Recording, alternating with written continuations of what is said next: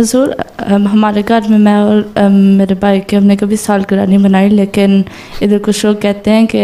घर में बनाना ठीक है, तो आप क्या समझते हैं?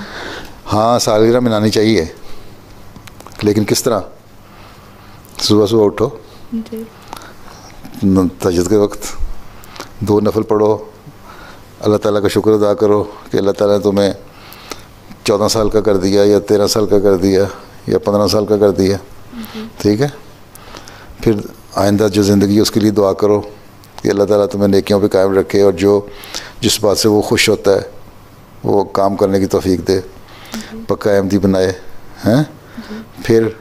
नमाज़ पढ़ो, फिर चैरिटी में कुछ पैसे डालो, इसलिए कि अल्लाह ताला ने तुम्हें 13 या 14 साल की उम्र गुजार दी, फिर 15 की, 16 की, इस तरह की, 18 की, इस तरह सालगिरह मनानी है, ज़रूर मनाओ। अगर सालगिरह इस तरह मनानी है कि एक केक लिया और उस पर हैप्पी बर्थडे लिख दिया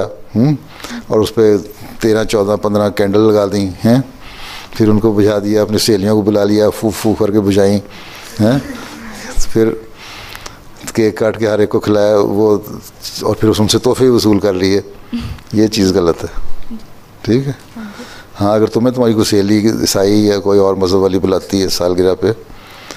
तो बेशक चली जाओ, उसके लिए बेशक तोहफ़ा भी ले जाओ, लेकिन उसको ये बताओ कि हम तो इस तरह सालगिरह मनाते हैं कि हम अपने लिए दुआ करते हैं, पिछली ज़िंदगी गुजारने पर अल्लाह का शुक्र अदा करते हैं, आइंदा ज़िंदगी के लिए अल्लाह से दुआ करते हैं कि अच्छी तरह गुजरे, और फिर गरीबों का ख्याल रखते हैं और उनके लिए चैरिटी में पैसे देते हैं बजाय इसके केक आप खा जाएं, हम केक गरीबों को खिलाते हैं, ठीक। अच्छी सालगिरह नहीं है? हाँ जी।